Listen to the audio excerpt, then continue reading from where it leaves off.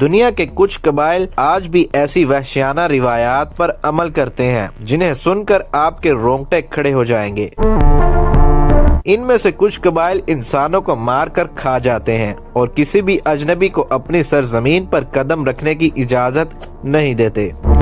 لیکن سوال یہ ہے کہ یہ قبائل کہاں بستے ہیں، یہ انسانوں کو کیوں کھاتے ہیں، اور کیا کوئی آج کے جدید دور میں بھی ان کے جنگل سے زندہ بچ کر واپس آیا ہے؟ آج کی اس سنسنی خیز ویڈیو میں ہم دنیا کے سب سے خطرناک اور پر اسرار آدم خور قبائل کے بارے میں بتائیں گے، جن کے بارے میں جان کر آپ حیران رہ جائیں گے۔ پیارے دوستو، ورلڈ ان اردو میں سلمان بیگ کی طرف سے السلام علیکم۔ آپ سے گزارش ہے کہ ویڈیو کو آخر تک ضرور دیکھیں، کیونکہ ہم آپ کو ان قبائل کے ایسے راز بتائیں گے جو عام طور پر بہت کم لوگ جانتے ہیں۔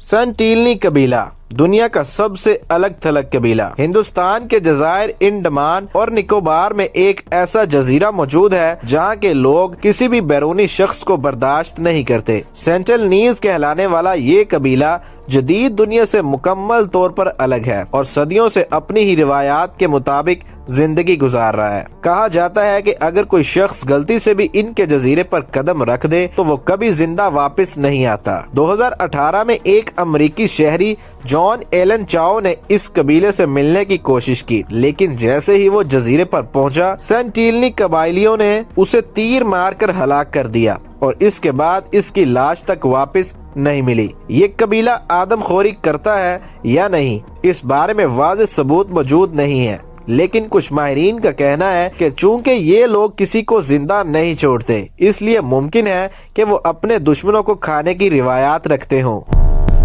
کوروآئی قبیلہ انڈونیشیا کے جنگلی آدم خور۔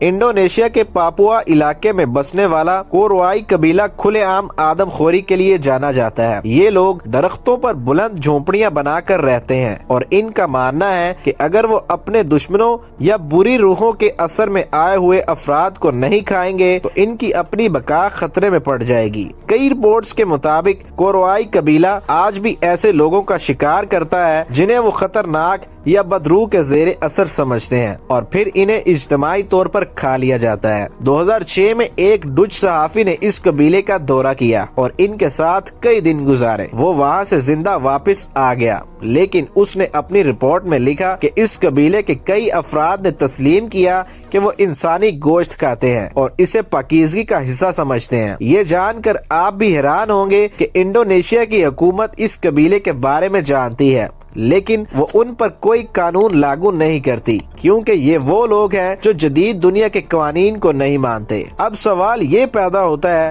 کہ یہ قبائل انسانوں کو کیوں کھاتے ہیں؟ اس کے پیچھے کیا وجوہات ہو سکتی ہیں؟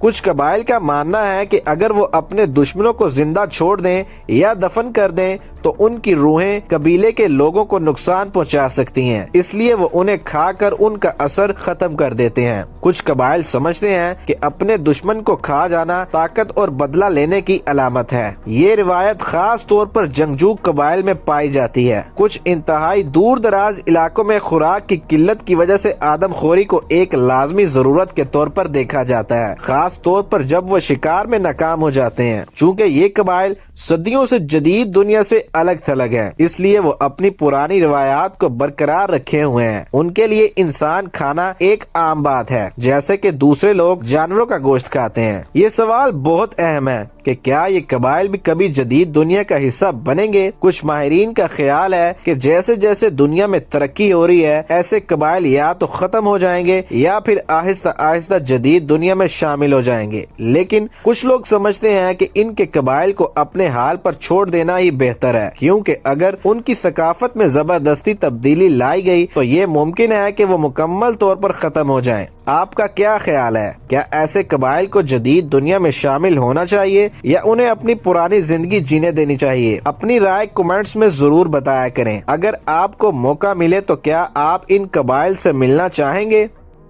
ویڈیو پسند آئی ہو تو ویڈیو کو لائک کریں اور شیئر بھی کر دیں۔ ورلڈ ان اردو چینل کو سبسکرائب کرنا مت بھولیں۔ ملیں گے ایک نئی ویڈیو کے ساتھ، تب تک کے لیے اللہ حافظ۔